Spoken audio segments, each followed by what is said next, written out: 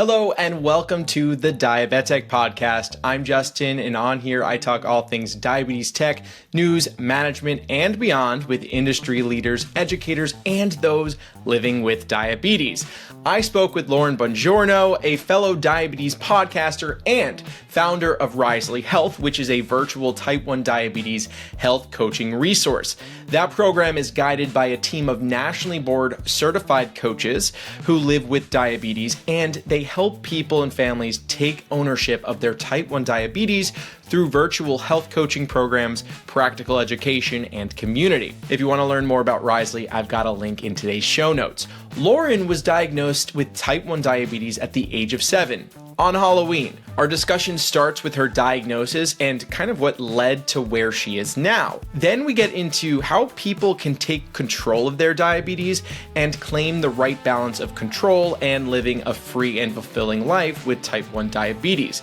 We also get into hormones and insulin sensitivity, some really interesting things that you'll want to hear. Also, Lauren had me on her podcast a couple weeks ago. If you want to hear more about my relationship with diabetes tech, my cancer story, and my current battle with long COVID we even get into, you can check that out with a link to her podcast in today's show notes. The two of us are also hosting an Instagram Live Q&A together on September 6th at 6:30 p.m. Eastern, so be sure to tune into that, listen to both episodes, and then come in with your questions. Keep in mind that anything you hear on today's podcast or my content on social media and on YouTube is not medical advice. Always consult with your physician before making changes to your healthcare. All right, let's get into the conversation. Lauren, thank you so much for coming on my podcast. I was on yours 2 weeks ago, and I'm so happy to have you here now. I'm getting so much just in time this month. I don't hate it at all. Thank you for having me on. Of course. So people, if you're listening, go check that episode out. Before we get into the nitty gritty, I want to learn more about you and your journey with diabetes. You were diagnosed at 7. Kind of tell me a little bit about that and kind of how it led you to where you are today. Yeah, so I will say never in my wildest dreams did I think that I would be doing type 1 diabetes full time where I am in my life right now as an adult, meaning living with type 1 diabetes because it is a full-time job, but then also working in the diabetes space. Was diagnosed November 1st, 2000. Yeah, this year will be 23 years living with type 1 diabetes. It was the day after Halloween, so classic, clearly ate too much candy and got it within 24 hours. It's amazing how that happens, right? Wow. But yeah, my mom just noticed a ton of signs of just like really irritable, drinking a lot of water, going to the bathroom a ton, was saying to my dad, and I think one of her friends, my aunt, who she's really close with, like something's just like not right. And so she brought me to the doctor, and it's the first time that I remember my mom crying. I think, as a child, your parents kind of, try to shelter you and hide you from those emotions. And I remember so clearly sitting in the doctor's office and just being like, la-di-da, not going to school today, and everything is fun and dandy. And then all of a sudden, my mom is just like hysterical crying outside the door with the doctor, and she's on the phone with my dad, and I can hear her saying, we have to take her to the emergency room, like meet us there. And I was admitted for, I think, like a week, which is so, funny how now I think people get discharged within like a day or two, and I was like fully there. My grandparents, my parents, the neighbors, like everyone was coming in, like sleeping next to me for a week straight while we figured out, how to get me, good to leave. My blood sugar was super, super high. Just like a typical type 1 diabetes, diagnosis, but wasn't in DKA and have never been, very thankfully. But yeah, left there, was on MDI for 2 years. And then when I was 9, I was put on the Medtronic pump. So I was on that for, I think until like 20, 21 years old. And then eventually went on the Omnipod that I'm on now today. But a big part of my journey was that I grew up with a lot of great endocrinologists, access to care. I was very privileged in that way, and I still struggled. So I would say ages 7 through 18, I was very much, how I would describe my management style was, I was just like going. I was like not going to let diabetes stop me. So I equated that to like, don't slow down to nurture your diabetes. And it very much became living in this like proactive state where I was constantly chasing my highs, constantly chasing my lows. I was a big athlete. And so I just remember like the majority of my childhood, especially on the weekends around soccer, like games, like I just had a ring around my mouth of like Gatorade. Like we had these mini Gatorade bottles and I just like, it was always just had Gatorade on my face because I was just coming off the field, chugging Gatorade, going back on. And it was very much all of that. And then I was eventually recruited to go and play Division I soccer in college down in North Carolina.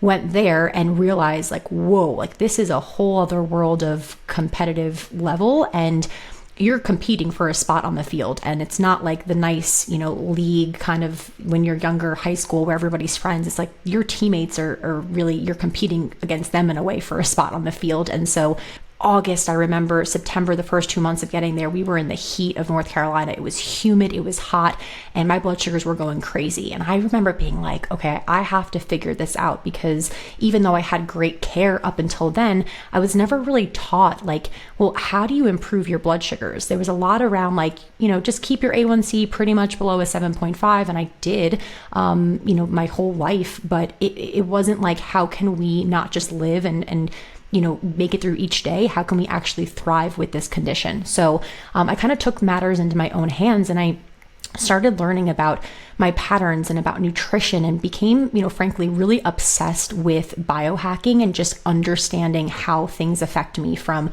hormones to insulin sensitivity to optimizing technology to all of these things. And once I was like exposed to the results for myself, I was like, why are we not taught this, right? Like, why would we not be taught this by our doctors, the people who, we're supposed to go to for this type of guidance to work with our disease? And then I went into about like a 5-year kind of like sprint where I was in a very unhealthy place with my diabetes, even though my numbers were like perfect on paper. So when I say unhealthy place, it was a lot about the mindset piece. I remember going to the doctor my junior year of college. I had just studied abroad in Italy for 6 months, and I sat in the doctor's office, and the doctor came in and she was like, you have a 5.7 A1C. Like, how did you do this? This is incredible. My mom was like, this is amazing. You're so healthy, like so proud of you. And I, in that moment, felt like such an imposter. And I remember sitting there being like, I cannot live one more single day like this, because up until that point, I had stopped eating like bread. I was saying no to going out with my friends in Italy and like getting gelato. I was, very limited because I was so obsessed with the things that I had, was teaching myself, and tried to really become perfect with diabetes. And as you know, there's no perfection with type 1 diabetes. And so that was when I really realized that it's so much more than just the A1C number, and that you can get to that place, but if you don't do it in a sustainable way, you're not going to be happy. And at the end of the day, like, that's what we're really craving. We're craving more freedom, more happiness, more confidence in ourselves. And so then the last phase I kind of went into, and, after that, was really figuring out, how can I have best of both worlds? How can I have the freedom and the, like, just experience all of life with food, adventure, travel, being out of routine, all of that I had without fear, ages 7 through 18, but also how could I have these numbers that did make me feel good in that period of what I learned about my body and that biohacking kind of period. And so I went on this journey, and today I have 5.6, 5.7 A1C for the past couple of years, but I eat pizza and I eat paninis and I eat, whatever my body is craving, and I travel, and I have a really healthy relationship with diabetes. And here we are, I think like 8 years later at this point, and I have my company Risely Health and an incredible team of coaches that live with type 1 diabetes, and we've helped over 600 type 1s and families of type 1 kids really reclaim ownership of their diabetes and support them outside the endocrinologist office. So that was a very long-winded answer, but I feel like the context is important, because if it wasn't for all those struggles that I personally had, I would not be, here today. Something you kind of touched on, which is also something that I kind of struggle with, honestly, is like you say that, you were cutting out all these foods because you wanted these perfect levels and it was affecting your mental health. I do that, and it does affect my mental health a bit. And I'm trying to be better about that. And I'm also trying to like have like bad highs not affect me much, but they do. Mm-hmm. Luckily, I don't allow it to linger in like a burnout. It's very rare that I'll ever have burnout, but I have burnout moments. But can you just like tell me about the people that you're seeing come into your program? Like, what is the burnout that they're experiencing?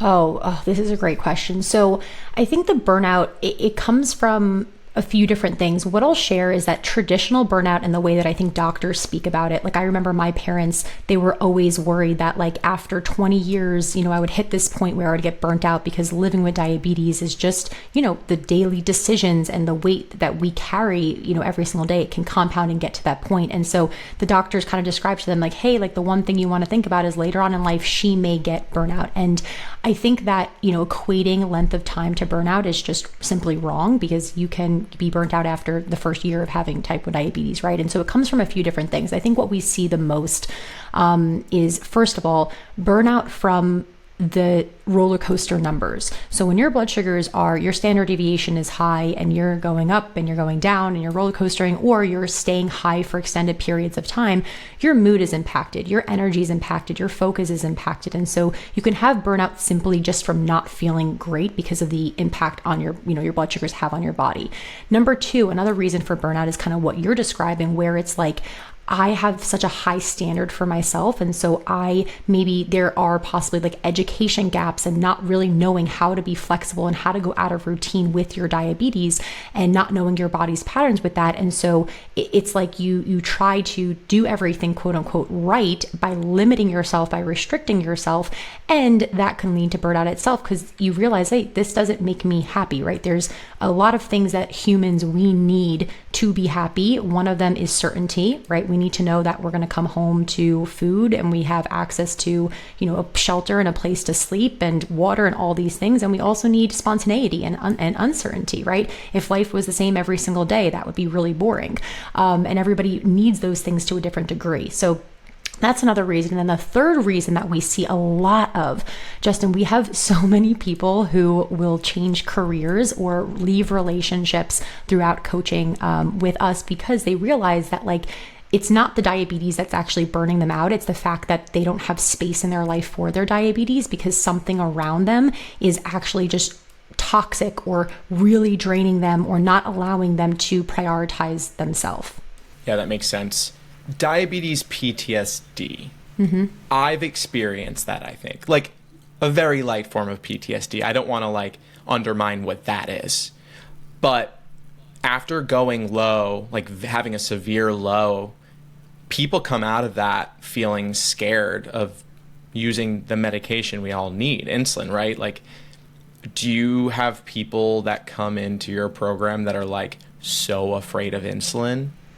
Oh yeah, and it's not just fear of insulin because of it equating to fear of low blood sugar. That's one of them for sure, right? A fear of hypoglycemia. People can experience it from a traumatic low that they've had. They could also experience it because the first time they were diagnosed, their doctor really emphasized, or not the first time they were diagnosed, like when they got diagnosed, their doctor really emphasized, hey, you really have to, let me tell you stories about all the people who have died in their sleep because they gave too much insulin. And they are telling them that because they think that like, hey, this is going to be helpful for them to be really on their toes and be careful when they're going out to drink or all those things. But when you're diagnosed, you're so susceptible to really all the information that you're hearing. And that could 20 years later stick with a person and contribute to that. But that's not the only reason. People are also afraid of or don't have a great relationship with insulin because they see it as more of a medication and not a supplement.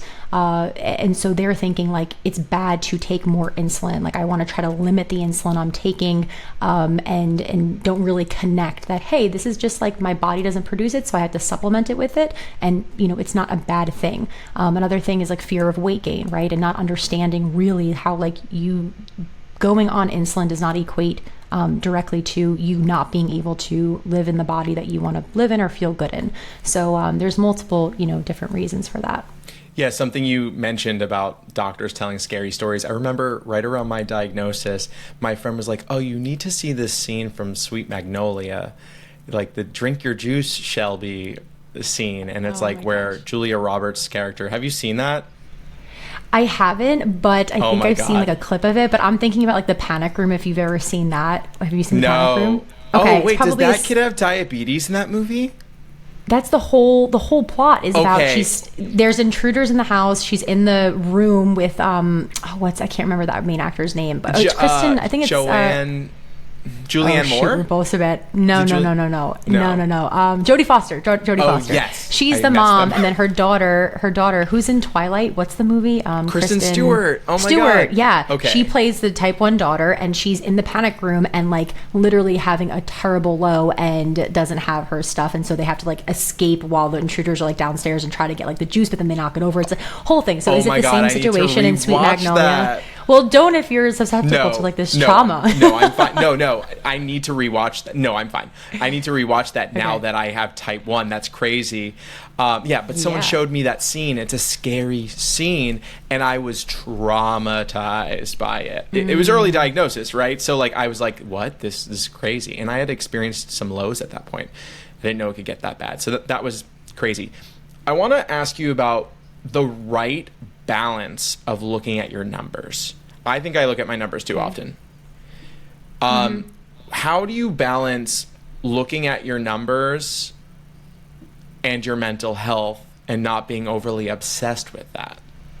Okay, so mental health is, I don't even say mental health, I think your mindset, we'll use that phrase, is 99%. Maybe that's a little bit too high, maybe like 80% in my mind, really what contributes to your lived experience with type 1 diabetes. The rest is kind of like just a little bit of education, right? But your relationship to certain things. And so let's talk about your relationship to your blood sugars or your relationship to food. And the example you gave before where you were like, hey, like I don't want to, I'm eating and maybe choosing foods that are things that maybe I'd be happier if I chose, like other things that are more, not like they're more nourishing for the soul, let's say, than nourishing for the body. It's the same situation, right? It depends on your intention behind it and your relationship to the thing. So you could have two people, one person is eating, choosing a salad. Both people are choosing a salad. One person chose a salad because they are, afraid of choosing something else because they don't want to have a high and that they are, contributing a high blood sugar to, a negative self-worth. And then you could have the other person who's choosing the salad saying like, hey, like I, am choosing this not because I don't want to not go high, just because like I'm feeling like, I want to balance out and give myself a little more nutrients. And maybe I, have calls later on for work and I just want to set myself up for success, right? It's the same thing with blood sugars. If you're looking at your blood sugars, checking them and obsessing over them because of the fact that like you are fearful of going high or going low, or you don't know what to do, right? Like if your blood sugar is starting to drop and you're afraid of that arrow while you're going into a work meeting, right? If you don't have a healthy relationship with those numbers, like checking them very frequently, like that's going to be very draining for you in a way, even though you are perceiving it to give you more control. It's probably not. Whereas like I feel like I check my blood sugars a ton, but I don't feel drained by diabetes. I don't feel burnt out by it. I don't feel like I think about it often. It really comes down to your relationship to the blood sugars and the arrows, I think too. Yeah, I think it's funny. I think I also look at my blood sugars a lot during the day, which is fine. It doesn't really affect me that much. But I think it's the times when you go to an event or you're doing something special, like you're going on a hike, you're at Coachella, and that's when I think looking at your blood sugars often can kind of get in the way of like, I'm trying to live in this moment, but all of a sudden I'm worried about this thing. At least that's the way I was. I remember I went to Coachella. It was, the first Coachella after being diagnosed, and that was scary for me. You're running around, you're dancing, you're drinking, and you're kind of out of control, or you can be out of control. So that was really scary for me. And I remember I learned that first day, I had a terrible first day mentally. And the second day just before I went, I was like, Justin, today you're only going to look at your numbers when there's a problem to address, when you get a notification. And that was freeing. So that really helped me. So I think I try to find times when I'm like, Justin, you want to be in this moment, I take off my Apple Watch and I'm like, I'm not going to get alerts right now. And that's really helped me but I really I've gotten burnout moments from just like the accessibility to our numbers. I never really experienced, I just had like a few months of like testing my blood sugar. Like I'm sure you had a fair amount of time just kind of not having that accessibility of numbers all the time, which, right? Well, yeah, I didn't go on. The first CGM I went on was like the first, I had to be like a very early version of Dexcom. And I remember like my doctor sent it to me. I think I was like a sophomore in college. And I was like, I kept it on for a day and it was like 250 points off. And I was like, what the heck? Like they're trying to like, what is this company trying to do? Like this is so off. Like it's horrible. I literally was like, no, I'm not dealing with this right now. And then eventually, got on the better versions. But yeah, I went the majority of my life without a CGM. So I love sometimes, in between Dexcom changes, like I leave it off. I will go sometimes 48 hours, maybe like up till 3 days. And what I notice is the first day of not having the CGM on, I will check my phone out of habit and be like, oh, just kidding, like CGM's not on. But then after the first day, I stop going for it. And I'm like, just realize that my level of anxiety, even though it's so acute, is definitely down. It's almost like we don't realize until you don't have the CGM, like potentially like how much you're getting not distracted by the day, but how much your focus is, being taken off what you're doing for your CGM, or how much anxiety that buzz, right? That buzz when you're in the middle of something and you hear the buzz and you're like, oh, I hope that's like an app something and that's not my Dexcom. And you're like, oh shoot, right? Like, I think there's definitely pros and cons of the CGM for sure. Yeah, I almost want to do like a week without a CGM video where I vlog it. I think that'd be pretty cool. It's scary to do videos like that because it's like, this is your health. But that could be a pretty cool experiment to kind of vlog through and just see what that's like. I'm not going to go without life with a CGM, but it'd be neat to kind of like experience that again. You're the diabetes tech guy. You can't do that. I know. I'm taking the tech out of diabetic. We're just going to call me diabet. Exactly. So there's a list of topics I wanted to talk to you about before we started this podcast. Well, last time we spoke, we got into a bunch of things that like a bunch of topics that you cover at Risely that are kind of important for many people to take into account when they're trying to get a handle of managing their diabetes. The first thing was the relationship between insulin sensitivity and your A1C. Mm-hmm. Let's unpack that. Can you tell me a little bit about that relationship, and are they like does one directly affect the other? Yeah, so let me back up and kind of frame this conversation too, because I think it's important. So how we started talking about this was, when people come to us, as they come, at various different levels of A1Cs. So some people come to us with an A1C of 6.1 and they're struggling and they need support. And it's a lot around the mindset, a lot around the how do I go out of routine and feel more confident, or how do I increase my time in range? My A1C looks great. Or we have people on the flip side with A1Cs of 7, 8, 9, 10 and plus and above. And no matter who comes in, we've recognized that the problem is not the A1C and the problem is not the number. That is the result of the problem.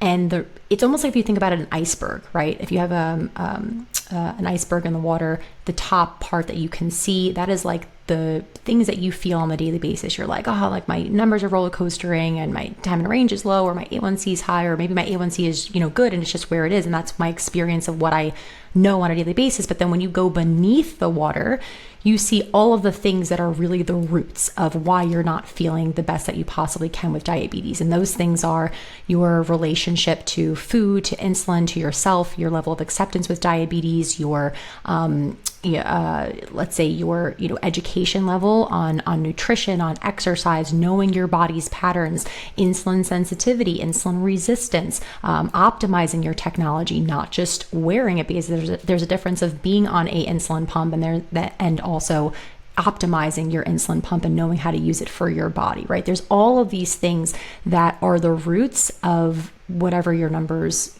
are. And so insulin sensitivity is one of those. And I know you were interested in talking about that and learning about that more. And so what I'll say about that is, when I was first diagnosed and I had the old Medtronic pump, it was like the first version. Justin, you would die I still have it, I think. My grandpa, he made a chart that he laminated that I would keep in my tester. And the chart would say, when your blood sugar is this is how much insulin you should give, because it was off of just like, the manual ratio correction. And so the pump, you could not put in just like, oh, I'm 225. Like you would have to manually put in like, hey, this is my blood sugar and this is how much I'm giving. And so anyways, there was a feature on there, and instead of putting correction factor, which I'm not sure I think some pumps may still have it, but they called it insulin sensitivity factor. And so I thought my whole life, like insulin sensitivity was just equated to something to do, with the correction factor specifically. And when I went through those years in college where I became obsessed about biohacking and knowing my body's patterns and really educating myself, insulin sensitivity was like a big piece of that. And oftentimes we hear about the opposite, right? Insulin resistance is in the type 2 diabetes community. And we hear about it with, people who have pre-diabetes. Oh, you're pre-diabetic or you're type 2. What this means is you have insulin resistance. Your body still makes insulin. However, your body cannot use it effectively. And so we need to supplement that with either, things like metformin, other medications, or you need to improve your diet and lifestyle. By having such a separation between type 1 and type 2, and a lot of people in the type 1 community kind of like stiff arm type 2, right? And we're like, oh no, I'm not that kind. I'm not type 2, right? Because there's some kind of shame that can be involved with it.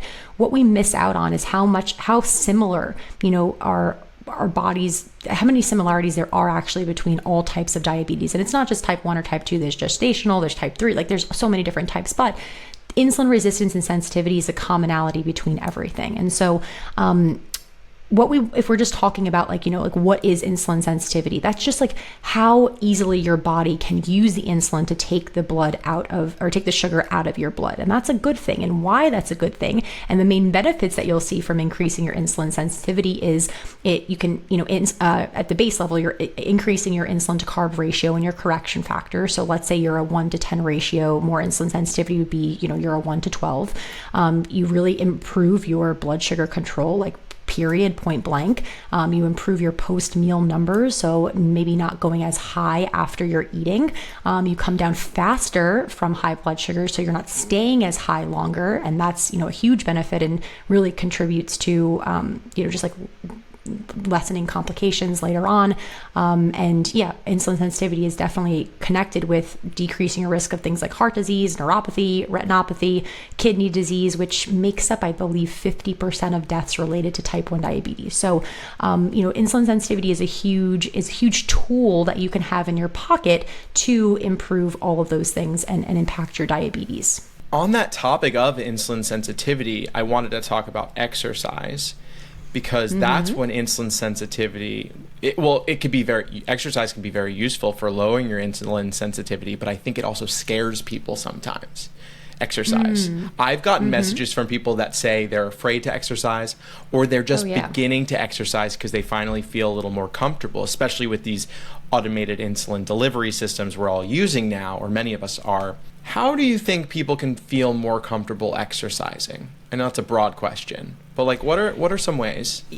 Yeah, so I will say too, I'm a very active person. So I played college soccer. I work out pretty much every day. It's not always a kickboxing class or a 5-mile run, but I like doing a variety of different things. It makes me really happy. It increases my insulin sensitivity, yes, but it also increases my mood, my energy levels, and just helps me prioritize myself on a daily basis. And so I really can tell you, I have not had a low blood sugar during exercise or a high blood sugar I can't remember the last time. And like, it's probably happened, in the past couple months, like once, but like, I can't remember it, which means it wasn't significant enough that like it really impacted me, or it was like a huge deal that I like had to stop the workout or anything like that. And with that, I know that can sound kind of like annoying of like, oh, like, well, she has perfect numbers. And that's not the case at all, right? Like I sit at around, 85% time in range. That means 15% of the time I am out of range, but I'm consistently there. And it's okay. It's nothing to be, like ashamed about. Like we cannot be perfect. I'm not striving for 100%. That's just like would drive me insane. I'm happy with where I'm at. But all to say, with exercise, it is completely possible to do whatever you want to do and not have more times out of range than in range. With that, if you're asking like where to start, like you really have to understand the basics first of all between like anaerobic exercise and aerobic exercise, right? There's types of workouts that drive your blood sugar up for most people, things like weightlifting, anything like sprinting, really like these like short burst of energy. Then you might have things like, tennis, or you're going for a kind of like a slow run, or you are doing, something at the gym that's more of like a circuit based, right? Like those things may more likely than not are going to bring your blood sugar down. Even going for a walk, right? You're going to see more of a decrease in your blood sugars versus an increase.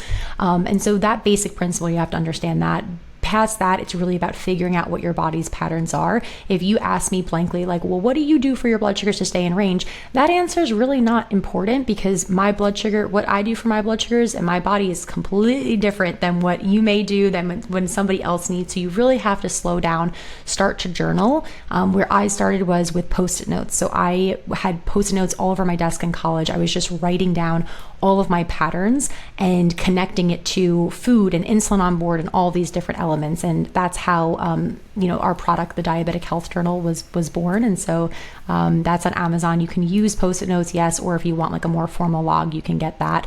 But yeah, I would say knowing your body's patterns. And then number 3 is understanding insulin sensitivity and when your body is most insulin sensitive. So most people are more insulin sensitive towards the end of the day versus in the morning time because of cortisol.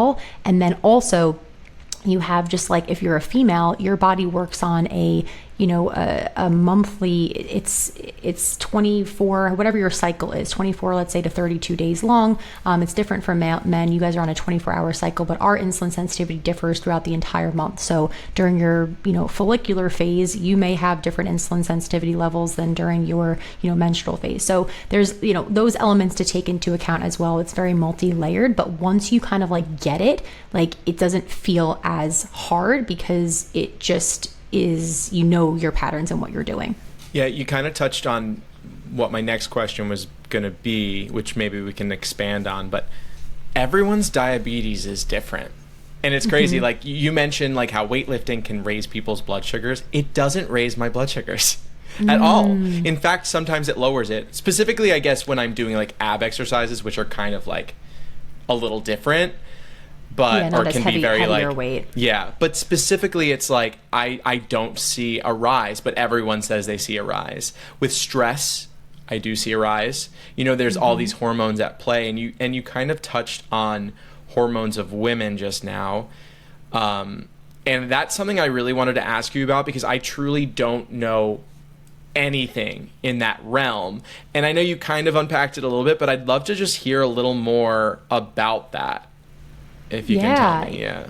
Oh my gosh, I'm so passionate about this topic, Justin, because there is such little research done on women in this and in with blood sugars and during your cycle. The ADA, who is responsible for putting out like all of the guidelines, I don't even think they have really like very robust, if not any, guidelines on this. And I think that sometimes research takes so long for the research to even get to, the medical school, and then the medical school to get to the doctors who are then talking to the patients. And so if this isn't even really like being looked at right now, it takes, it's going to take a while before people with diabetes are really getting taught more about this. So my whole thing is that I mentioned earlier that we coach both men, women, and parents of T1D kids, but I would say like 70% of our practice are women, adult women with type 1 diabetes. We have a group coaching program, the Decide and Conquer Bootcamp, that we run 3 times a year with every cohort.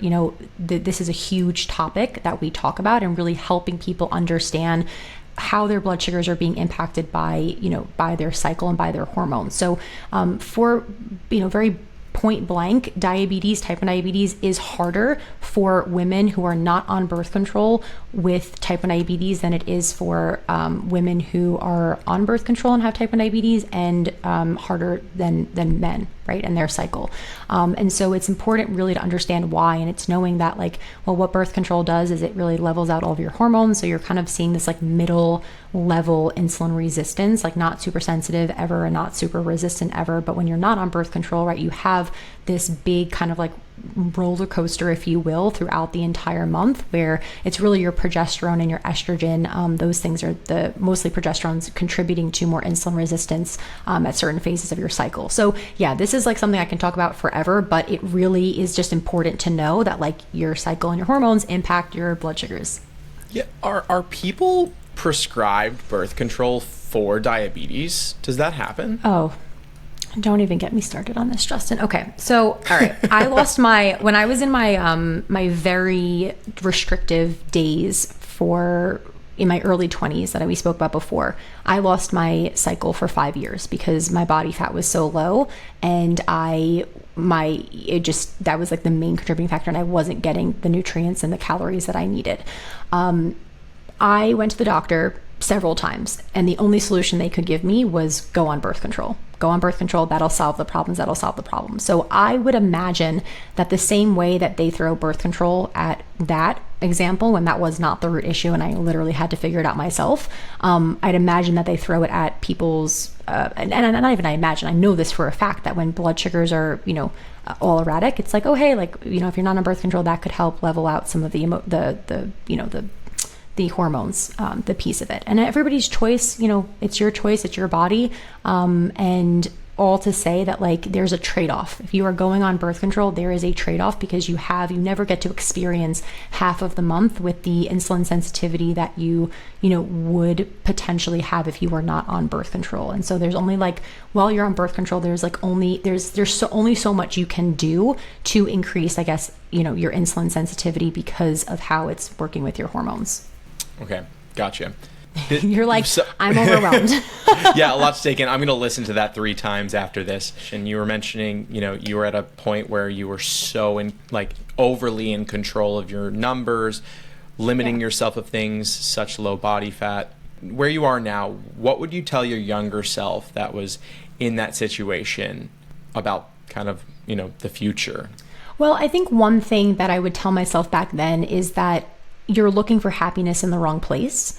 I thought I was unhappy in other areas of my life at the time. I didn't feel like I knew who I was. I didn't have purpose. I didn't know what like my path was. I wasn't happy playing soccer in college. There was like a lot of politics and things involved that just I wasn't expecting. I felt very lost. And so I went to controlling my diabetes in the same way that some people go to controlling or diving into like something else. It could be like restricting food and eating disorder in that way. And mine was kind of this hybrid of being super like perfect with exercise, with food, and with my diabetes. And like, no matter how perfect I got it, right, like it didn't solve the underlying issue of like my full holistic happiness. And that's why I think I'm so passionate about the work that we do at Risely. Like, we really are elevating beyond the traditional standard of diabetes care through our innovative coaching, because the traditional standard of care doesn't really focus on the whole entire person.